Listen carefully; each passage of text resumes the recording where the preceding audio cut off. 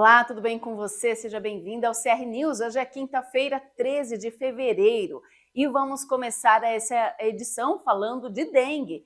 Catanduva contabiliza 766 casos da doença. Uma morte foi confirmada e mais 3 estão sendo investigadas. As vítimas, em sua maioria, são pessoas brancas com idades entre 20 e 49 anos. E cada vez que a gente anuncia o número de casos de dengue, eu me assusto, porque no início da semana falamos em 620. Os casos estão crescendo e muito. E olha, 1.239 casos aguardam resultados de exames. Então, este número pode ser bem maior nos próximos dias. No ano passado, no mesmo período, foram registrados 685 casos, hein?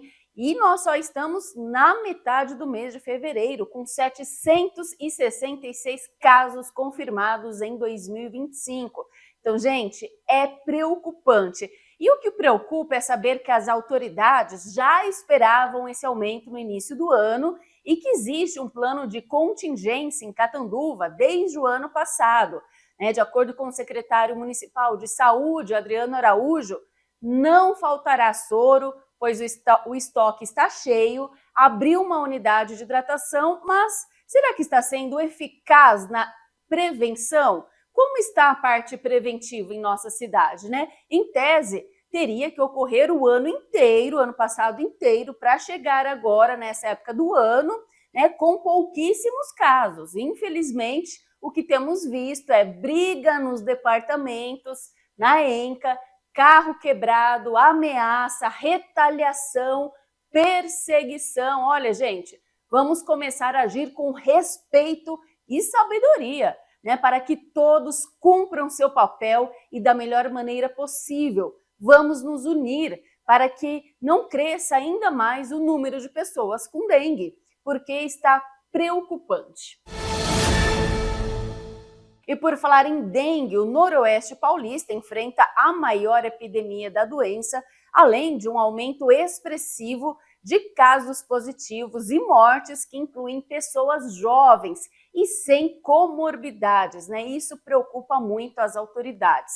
Enquanto a maioria das vítimas de dengue continua sendo composta por idosos, os dados mostram uma mudança no perfil das mortes. Cerca de 40% dos óbitos no Noroeste Paulista são de jovens e adultos entre 20 e 64 anos, que em sua maioria não tinham comorbidades. Os dados foram divulgados pela Secretaria Estadual de Saúde ontem, quarta-feira, e no estado de São Paulo são 78 óbitos pela doença somente este ano.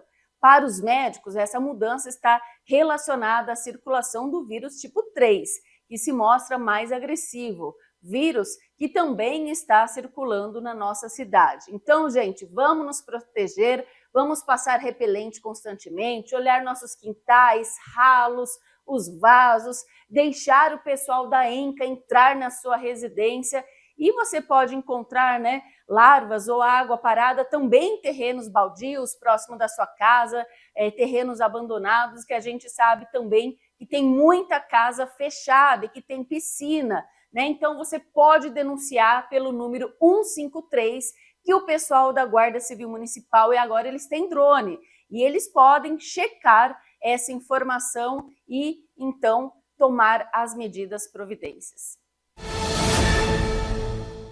E ontem, quarta-feira, a Defesa Civil Municipal de Catanduva recebeu a visita de geólogos do Instituto de Pesquisas Tecnológicas do Governo do Estado de São Paulo. A equipe veio para a cidade para uma confecção de um mapa de setorização de risco, a pedido da Defesa Civil Estadual. E durante a visita, os técnicos analisaram as áreas com maior risco de alagamentos e inundações na cidade, conforme o plano de contingência da Defesa Civil Municipal. O objetivo desse levantamento é identificar pontos vulneráveis e auxiliar na prevenção de desastres. E olha só os pontos que foram levantados como sendo áreas mapeadas como propícias a enxurradas e inundações. No centro da cidade temos a Rua 24 de Fevereiro, a Avenida José Nelson Machado, no Córrego Minguta, e na Rua Paraíba com Amazonas. No bairro Vila Mota, a Rua Ibirá com a Campinas, a canalização que deságua na Chácara Boa Vista. Na Vila Rodrigues, Vila São Luís, Avenida Barro Preto, Córrego Barro Preto, na Rua São Paulo, entre a Avenida São Domingos e a Olímpia. Na Vila Engrácia, bairro Santa Paula, Vila Paulista, lá também Avenida Barro Preto. E no Higienópolis, Rua São Paulo com a Rua Santa Catarina. E no Jardim do Bosque, o bairro São Francisco, Córrego Fundo, na Avenida Daniel Soubia. Então, com base neste levantamento, a Defesa Civil Municipal e o Governo do Estado poderão planejar ações preventivas e medidas para minimizar os impactos das chuvas nessas regiões. Um homem de 39 anos foi morto a facadas em Uchoa na noite de terça-feira. De acordo com o boletim de ocorrência, o crime ocorreu no bairro Jardim Paulista. Emerson John Palazzo foi atingido por um golpe de faca no peito e não resistiu. A equipe da Polícia Militar foi acionada e, quando chegou ao local, encontrou a vítima caída na calçada em frente à casa do suspeito. Câmeras de segurança auxiliaram os policiais a chegar até o investigado, de 22 anos, que fugiu do local, mas acabou preso em flagrante na casa do ex-padrasto. Ele confessou o assassinato, alegou que houve uma discussão entre ele e a vítima e cometeu o crime porque a vítima teria ofendido a companheira dele. Em depoimento, a mulher do suspeito disse que tentou conter o parceiro, mas quando percebeu, a vítima já tinha sido atingida e saiu do imóvel pedindo socorro. Em seguida, caiu e não apresentou nenhum tipo de sinal vital. O caso foi registrado como homicídio. E olha, a Prefeitura de Catanduva, em uma reportagem a um jornal da cidade, negou o déficit de 16 milhões de reais e ainda disse que houve um superávit financeiro de 30 milhões de reais. E nós trouxemos então aqui no jornal um profissional, Márcio Oliveira, que é especialista em auditoria e perícia contábil, tem MBA na Fundação Getúlio Vargas em administração pública, com ênfase na contabilidade aplicada ao setor público. E é ele, então, quem vai nos explicar sobre esse resultado orçamentário. Seja bem-vindo, Márcio. Vem aqui nos explicar, então. Boa noite, tudo bem com você? Boa noite, Natália. Seja bem-vindo ao nosso jornal. Obrigado, viu? Explica pra gente, então, sobre esse resultado orçamentário que deixou muita gente aí confusa com essa notícia aí do jornal na cidade, né, que a prefeitura emitiu aí o parecer dela, dizendo então que há um superávit. Explica pra gente, por favor, seja bem-vindo. Obrigado. Ô, Natália, muito feliz por estar aqui nesse jornal, nesse meio de comunicação tão importante aqui para Catanduva. Tá? Quando se trata de matéria orçamentária, é importante, né, a gente levantar alguns conceitos, né, conceitos esses que é do setor público. Né? O setor público tem um regramento bem específico na contabilidade e às vezes, né, é comum, né, ter essas dúvidas. Tá? Então, quando a gente fala de resultado orçamentário, né, logo a gente se atenta o que é orçamento. Né? O orçamento público, eu sempre falo que é uma das leis mais importantes do município, tá? Que é a LOA. Né? A LOA, quando ela é feita, né, quando ela é construída, ela é com base em outra lei, a LDO, também, que é uma das leis mais importantes também. Ambas fazem parte do PPA, que é o Plano Plurianual dos Exercícios, no caso, de 22 a 25. Então, essa é a estrutura de planejamento municipal. Tá? Então, o resultado orçamentário é o detalhamento, né, do próprio orçamento do município, ora fixado na lei orçamentária. Quando se faz a lei orçamentária, o município prevê as receitas e fixa as despesas. Tá? E durante a execução, é acompanhado o resultado orçamentário. Aquelas receitas previstas estão sendo arrecadadas, aquelas despesas fixadas estão sendo executadas, então é esse o resultado orçamentário. Agora, analisando especificamente o caso que está aí em tela, né, no caso aqui do município de Catanduva, encerrou-se, né, o ano de 2024 e a prefeitura publicou no portal de transparência dela o balanço orçamentário com base na Lei de Responsabilidade Fiscal, né, onde apurou-se, né, está bem nítido aqui, né, um déficit orçamentário de 16.335.000. Tá? Como chegou a esse déficit? Né? Dá para perceber bem no gráfico que as receitas realizadas no ano totalizou 794.959.000. Né? E as despesas, né? As despesas, no caso a liquidada, isso é uma outra situação que é importante destacar no setor público. As despesas, nós temos as 3 fases principais dela, né? Despesa empenhada, é quando o órgão público reserva o orçamento, né? Faz um empenho, reservei aquela dotação orçamentária para uma futura despesa. A despesa liquidada é quando a despesa realmente aconteceu.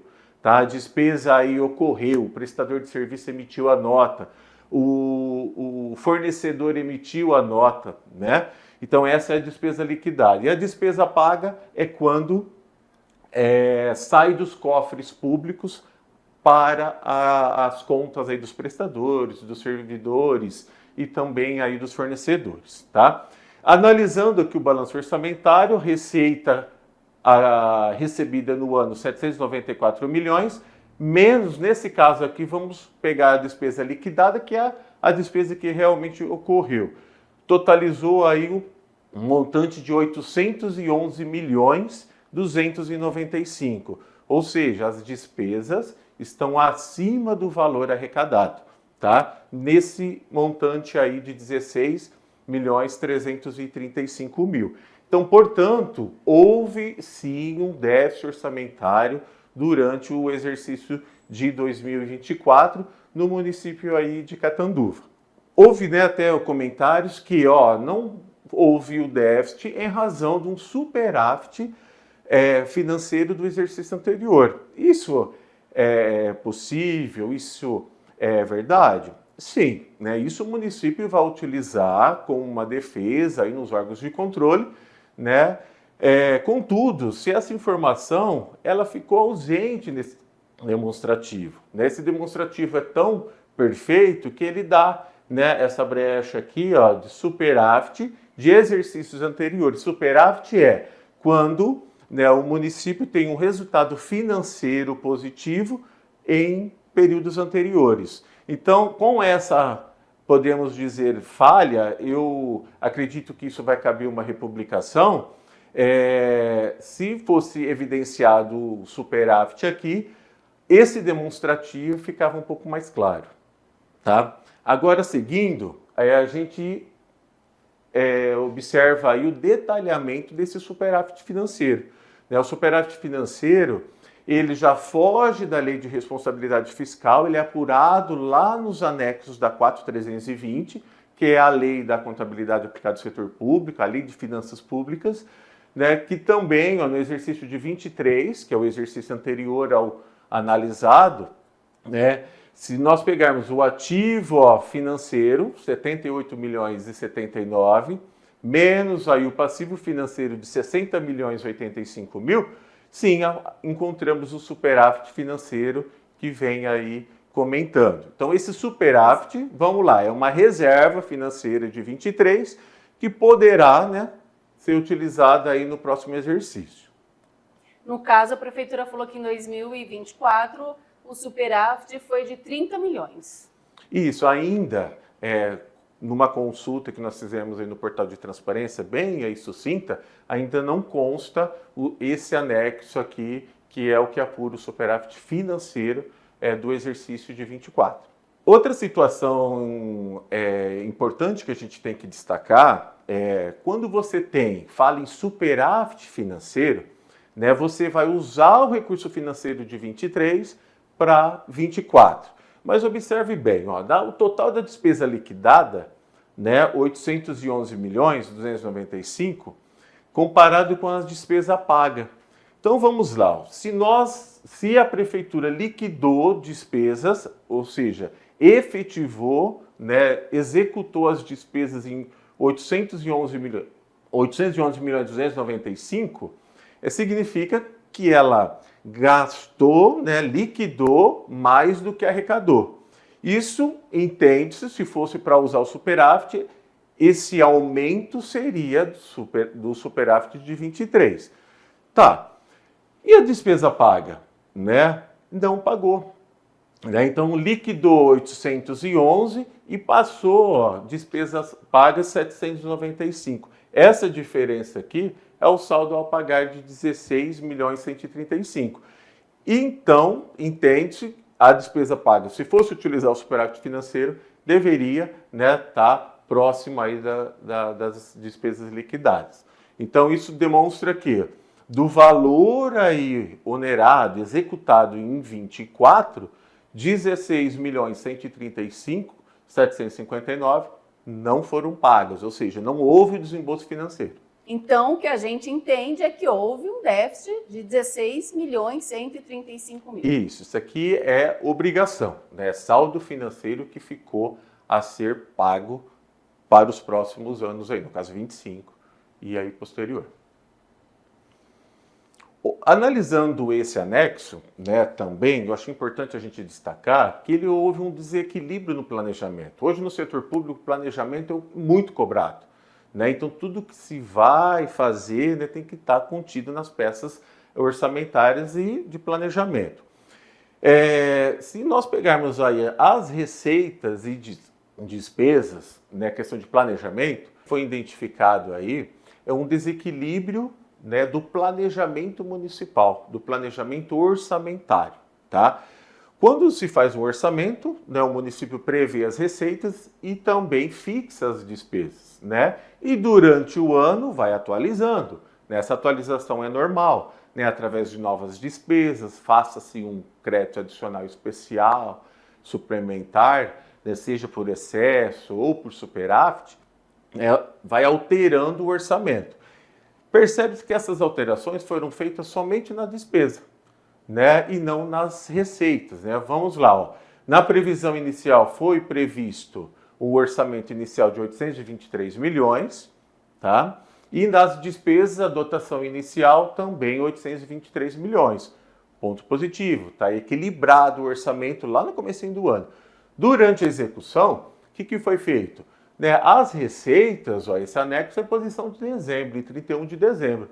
As receitas foram apresentadas iguais, 823 milhões. Tá? Já as despesas, dotações atualizadas, não, passou já para 895 milhões 904 mil. Tá? Então, com isso, ó, receita atualizada e despesas atualizadas tem um desequilíbrio. Esse desequilíbrio é possível? Sim, somente numa situação, quando tem superávit financeiro. Porque o superávit, o município arrecada a receita no ano anterior e executa a despesa no ano posterior. Tá? Mas nós observamos que o superávit não chega a essa diferença. Né? Então, com isso a gente vê um desequilíbrio, né? Não está harmônico aí o balanço orçamentário quando se fala em planejamento, em despesas e receitas aí previstas e fixadas. Esse é um resumo, né, dessa minha fala. Então, da previsão inicial 823 das receitas, ela permaneceu igual, né, aqui em 31 de dezembro, e nas despesas o desequilíbrio, né, a fixação inicial 823 passou aí para 895, ficando a 72.904 somente nas despesas, né? Com certeza esse anexo poderá, né, deverá ter publicado fazendo essas correções aí. Agora, importante, né, também analisar, né, a dívida do município, né? É importantíssimo, né? Se a gente perguntar aí, né, para o munícipe, qual que é a dívida da prefeitura de Catanduva? Ninguém sabe. Então é importante de destacar, inclusive também participar, né, das audiências públicas que o município promove, Audiência de finanças. Principalmente as audiências aí de análise das metas fiscais, onde esses anexos devem ser todos esclarecidos lá, inclusive com essas dúvidas também, tá? Então, quando se fala em dívida, né, o endividamento do município, nós temos que tomar por conta as duas situações. Dívidas de curto prazo, aquelas que são pagas no próximo exercício, né, que tem vencimento no próximo exercício, né, as chamadas restas a pagar. E também nós temos as dívidas de longo prazo, né, aquelas aí que o prazo aí para amortização é longo, tá? Então, primeiro, vamos conhecer aqui o valor, né, da Prefeitura aí de Catanduva e em termos aí de restas a pagar. Então, ela encerrou aí o ano, né, em 31/12, com um saldo aí de processado, né, esse saldo processado é aquele valor que nós vimos lá das despesas liquidadas, tá? Então, 16.544.000, tá? E também mais 4.307.000 de restos a pagar não processados, aqueles que foram empenhados e não liquidados, quer dizer, a despesa não ocorreu ainda, tá? Aí, seguindo, a gente tem a dívida de longo prazo, né? Aquela dívida consolidada, aquela que o município vai arcar durante vários anos, tá? Esta já percebe que foi feita uma segunda publicação, tá? Esse anexo é um anexo de gestão fiscal, onde contém essa informação, e já percebe-se aí, ó, que o saldo devedor, né, da dívida consolidada líquida é 72.304.000, tá? Então, agora a composição dessa dívida, né? Infelizmente lá no portal da transparência não tem. Deveria ter, né? Existe um anexo da dívida consolidada. Mas não dá para saber se é dessa gestão ou vem de outros. Não, provavelmente isso aqui é acumulado, né? É de períodos aí anteriores, né? Então, nesse montante não tem, né, como detalhar isso, porque o portal de transparência não dispõe dessas informações detalhadas, tá? E assim, só assim para a gente finalizar, né, toda essa informação, né, esses dados, né, foram extraídos aí como referência o portal de transparência aí do município, né, através aí do relatório de execução orçamentária e o relatório de gestão fiscal e também os anexos aí de balanço. São dados públicos, né? Porém a gente olha e não entende muita coisa. Por isso que hoje a gente trouxe o Márcio aqui, né? Que ele entende, é um profissional, é a parte técnica que vem aqui e deu hoje uma aula pra gente. Então, Márcio, agradeço, tá? Tá convidadíssimo para voltar, para falar de outros assuntos relacionados à dívida pública, Fico enfim. muito agradecido. A gente precisa de profissionais assim que vêm esclarecer. Obrigado, Natália. Obrigado pela oportunidade. Agradeço. E a Prefeitura de Catanduva anunciou que a cidade atingiu 100% da iluminação pública com LED. Isso por causa da parceria público-privada da iluminação, firmada em março de 2023 entre a Prefeitura e a concessionária FB Luz. O contrato é válido por 23 anos e o investimento é de R$ 131 milhões. Para garantir a manutenção do serviço, a população pode solicitar a troca de lâmpadas queimadas em vias públicas pelo telefone 0800 580 2697. É importante lembrar que esse número não deve ser utilizado para relatar quedas de energia, apenas para questões relacionadas à iluminação pública. O PAI é um plano de assistência familiar criado para amenizar as dificuldades num dos momentos mais difíceis enfrentados pelo ser humano, ou seja, a perda de um ente querido. Entretanto, o PAI oferece muitos outros benefícios para seus associados, entre eles a FarmaPai. A FarmaPai está em local de fácil acesso, no centro de Catanduva, com estacionamento próprio. A farmácia faz aplicação de injetáveis e aferição de pressão arterial. Parcela o pagamento da compra no cartão de crédito e faz entrega gratuita. Os medicamentos, principalmente os genéricos e similares, estão sempre com preços super especiais para quem é associado do PAI. A Farmapai conta ainda com perfumaria e linhas infantil e geriátrica. O Pai tem ainda ambulância não emergencial, um serviço agendado com antecedência, disponível a todos os associados. Estão também ao alcance de todos equipamentos utilizados na recuperação de pacientes, como cadeiras de rodas, andadores, muletas e camas hospitalares. Por fim, em caso de falecimento, o Pai dá total apoio ao associado e à sua família, para que ninguém se preocupe com providências administrativas e financeiras relativas aos serviços funerários. O Pai oferece gratuitamente funeral completo e auxilia em todas as providências para o atestado de óbito. O plano mantém convênio com o cemitério Jardim Monsenhor Albino para a realização de velório e sepultamento. O cemitério acaba de inaugurar seu novo velório, um espaço acolhedor e confortável.